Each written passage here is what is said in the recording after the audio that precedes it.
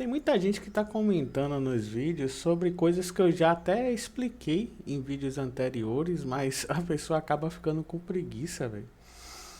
Eu vou explicar só, vou dar só algumas dicas aqui nesse vídeo separado, só para relembrar alguns assuntos. Eu tô com o GLPI 11 aqui, uma instalação crua, e eu vou usar ele só para dar algumas explicações mesmo. Por exemplo, se você vier no módulo de configurar, na configuração geral, uma coisa que eu sempre costumo fazer, e aí cabe a você decidir se você vai fazer também, é colocar aqui a exibição para ficar o primeiro nome e depois o sobrenome. Já que me parece que, eu não sei se é na França ou se são os americanos que têm esse costume de usar o sobrenome antes do primeiro nome. Então ele vem por padrão configurado dessa forma. Eu sempre mudo aqui para primeiro nome. Outra coisa é o formato de data. Eu sempre coloco dia, mês e ano, mas ele não vem assim, ele vem com ano, mês e dia.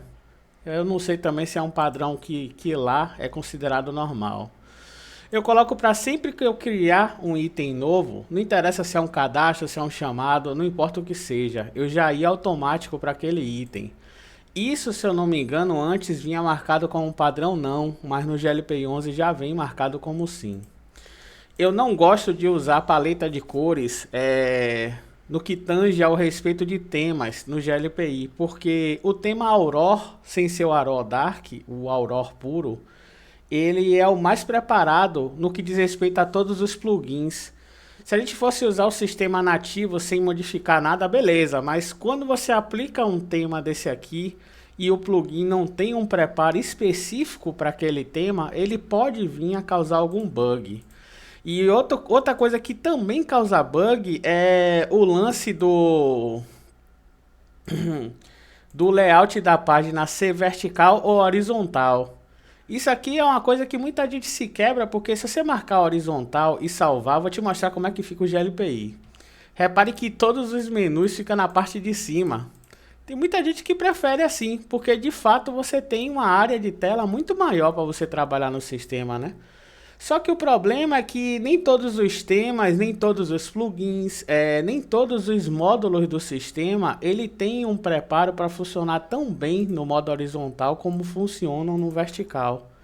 Então, tanto a cor do tema como o layout, eu sempre deixo o Aurora, o padrão, e o layout vertical. Outra coisa que muita gente se quebra é que o GLPI ele vem com os acompanhamentos e as tarefas não privadas.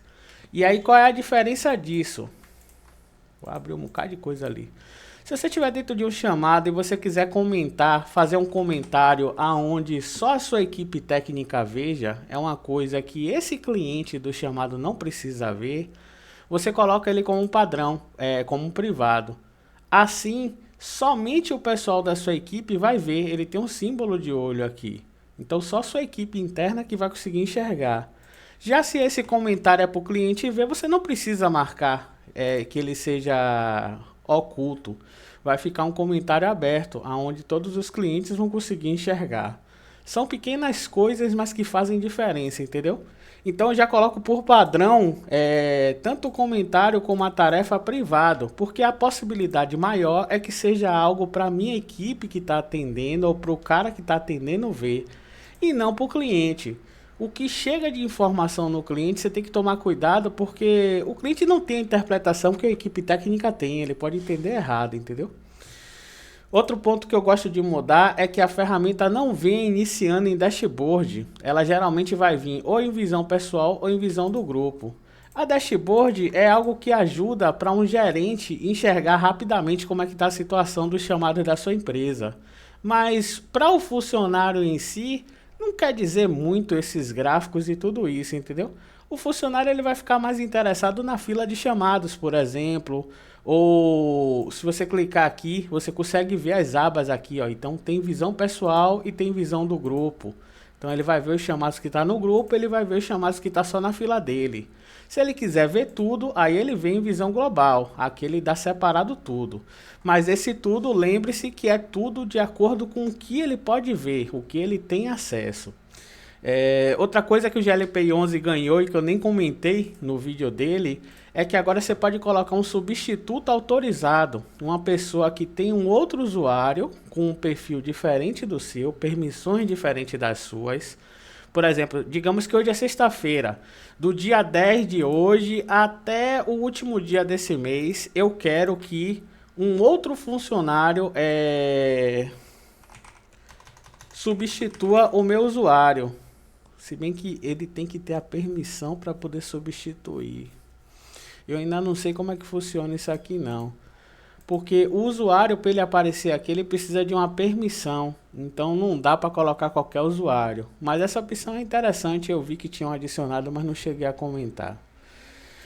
Ainda aqui nessa tela de configuração, tem uma coisa que eu gosto de desmarcar, de marcar como não, mas que vem marcado como sim. Essas duas opções aqui, ó, elas vêm marcado como sim. Então, quando você cria o chamado, ele automaticamente, o sistema já coloca você como requerente e já coloca você como técnico. Deixa eu salvar aqui só para vocês verem como é que ele vem por padrão. Eu vou preencher aqui um ticket em qualquer cliente, com qualquer categoria, e repare que em requerente e atribuído já vem eu marcado. Isso acaba sendo idiotice, porque primeiro, atribuído, se eu marco um técnico aqui, o SLA de atendimento já foi para o espaço já. Então, eu já vou abrir o ticket como se eu abrisse já atendendo. Não faz o menor sentido isso, considerando ainda que, se eu salvar o chamado aqui, ele salva, ele era para estar no status novo e ele já vem no status em atendimento. Então é como se todo chamado que eu criasse, eu já criasse para atender. Se essa lógica fizer sentido para você, você deixa aquela configuração específica. Deixa eu voltar nela aqui. Deixa eu fechar essa parte. Aqui, você deixa essas opções ativadas. Aqui é como requerente e aqui é como técnico. Entenda técnico o cara que está atendendo. Então ele já vem preenchido já os dois. Não faz muito sentido para mim, porque deixa eu desmarcar essa opção aqui e salvar. A minha ideia é que quando você vai criar um chamado no sistema, você tem que definir a empresa na qual você vai abrir o chamado, tem que definir a categoria. O status não precisa você mexer, porque o status ele vai alterar conforme as ações do chamado. E aqui os atores, requerente, observador e atribuído, pode vir tranquilamente os três sem preencher. E aí você vai dizer quem é o requerente. O cara que está atendendo, por exemplo, se o seu técnico atende telefone, ele vai receber uma ligação e cada ligação que ele receber vai gerar um chamado. Seja um chamado de consulta para outro chamado, seja um chamado que já está aberto só para fornecer informações, ou seja um novo chamado. Então, não necessariamente a pessoa que está logada, nesse caso aqui, Adriano Silva está logado, não necessariamente Adriano Silva vai ser o requerente, pode ser outros. É por isso que eu não gosto dessa opção marcada. Então, eu marco na hora. E também não faz sentido que eu coloque o atribuído, porque eu quero o seguinte, eu quero que a Adriana atenda o telefone, registre o chamado, mas se Adriano já estiver atendendo outros tickets, digamos que você tem uma fila de 3 service desks, se ele já estiver atendendo outros tickets, ele vai abrir o chamado e o chamado vai ficar na fila para que outro técnico atenda. Só que se fosse esse o caso, essa lógica ainda não funcionaria, porque eu abri o chamado, mas eu não adicionei um grupo técnico para informar ao sistema de que aquele chamado pertence ao atendimento daquele grupo. Então isso dá para te fazer por regras. Vocês já devem ter reparado que aqui está aplicando um SLA de atendimento e um SLA de solução automaticamente. E eu já expliquei sobre isso também. Se você vier aqui em níveis de serviço, você vai ver que eu já cadastrei 2 já. Eu cadastrei um de teste. E aí dentro dele eu tenho um SLA de atendimento e um SLA de solução para teste. Então, a minha equipe ela tem até 30 minutos para iniciar o atendimento do ticket e ela tem até 1 hora para resolver o ticket. Isso nesse SLA de teste. Se eu for para o SLA de infra, a equipe ela tem até 1 hora para iniciar o atendimento e até 2 horas para resolver o atendimento. Então aqui eu defino o tempo que tem para eu começar a atender e o tempo que tem para eu resolver a situação. Lembrando que esse menu acessa por configurações, níveis de serviço. Só que não adianta você vir aqui configurar isso e não configurar uma regra para aplicar isso automático. Então se você vir em administração regras, você vai vir aqui em regras de chamado. Repare que eu criei dois.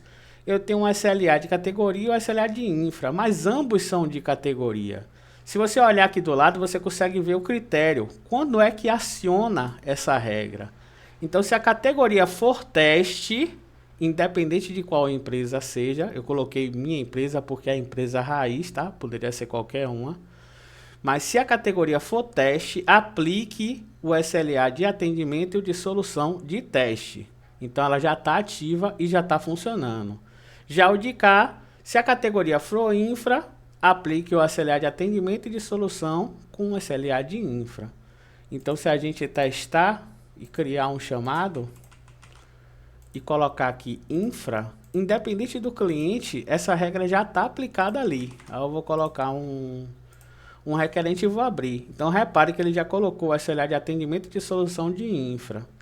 Aqui dentro, o sistema do GLPI, ele mostra esse reloginho. Eu nunca gostei disso, é por isso que eu criei aquele plugin de barras de progresso. E não é a única versão, tá? Tem outras versões de plugins. Se você vier aqui na lista de tickets, você vai ver que o chamado que você terminou de criar, ele já está correndo um tempo aqui. E do lado tem um tempo de solução também, que ele também vai correr, dependendo de como você configura. O ruim é que esses dois tempos, eles não ficam eternamente sendo demonstrados aqui, o nativo. Eu não gosto disso. Se eu iniciar o atendimento de um chamado, por exemplo, ele some a barra de progresso e registra a data e hora. O certo era ele congelar onde parou aquele relógio e deixar a barrinha aqui. Assim como o de solução, ele também some quando você soluciona o chamado. Nunca gostei disso. Então, são pequenos detalhes. Por exemplo, outra coisa que eu vi o pessoal comentando. Aqui, o que aparece ou o que não aparece aqui, você pode controlar. Aqui em cima, na tela de chamadas, você tem modelos. Se você abrir modelos, você tem um modelo default, que é o modelo padrão. E aqui você tem uma série de controles em relação ao layout da página que você pode mudar. E repare que no GLPI 11 você tem até mais claro esses menus. Você consegue usar com mais facilidade. Então, por exemplo, aqui dentro do chamado eu coloquei para o menu de status deixar de ser o drop-down. Ele nativamente ele era assim, um drop-down. Eu coloquei ele só como leitura. Por que eu coloquei só como leitura? O status está novo aqui, né? Se eu iniciar o atendimento, o status muda para em atendimento. Se eu pausar o ticket, eu não consigo pausar porque eu não tenho o drop-down. Então, tem ações que nativamente o sistema já vai fazendo sozinha e tem ações que você acaba precisando. Já se eu quiser solucionar o ticket, eu não tenho nenhum problema. Se eu chegar aqui e solucionar, ele vai para o status solucionado. E se eu aprovar a solução, ele vai para o status fechado. Então, repare que tudo isso aconteceu sem eu ter que mexer no menu drop-down. A única coisa aqui nesse caso que eu não pude fazer é colocar em pendente. Então, você pode ocultar diversos campos aqui para que eles não apareçam lá. Você pode colocar só como leitura, pode ocultar, pode colocar para já vir preenchido. Então, são automações que você coloca. Você pode colocar para determinados campos serem obrigatórios. Por exemplo, por padrão, ele só vem descrição obrigatória. Até sem título você abre o chamado. Mas eu posso botar o título para ser obrigatório. Eu posso botar a categoria para ser obrigatória também. A categoria não tem, velho. Porra, feião. Eu achei que categoria dava. Não tem categoria obrigatória. Por padrão, o sistema não obriga a colocar categoria. Eu tenho até um plugin que faz isso, mas não me recordava que não dava para fazer padrão. Categoria ITIL, tem até aqui, mas não tem a obrigatoriedade. Outra coisa que dá para configurar por aqui são os status disponíveis para chamados. Então você pode colocar para determinados status aparecerem ou não. São regras interessantes. Uma coisa que eu estava observando nesse GLPI novo é que aquele plugin Form Creator, ele passou a ser nativo. Ele já tem aqui dentro de formulários. Então aqui você já consegue gerar novos formulários para o cliente. E é como se fosse um construtor de páginas. Você consegue construir interfaces mais simples e atribuir ações que vão dar saída para o cliente aqui dentro. Isso aqui é uma coisa bacana que adicionaram. Um ponto que estavam comentando comigo foi sobre entidades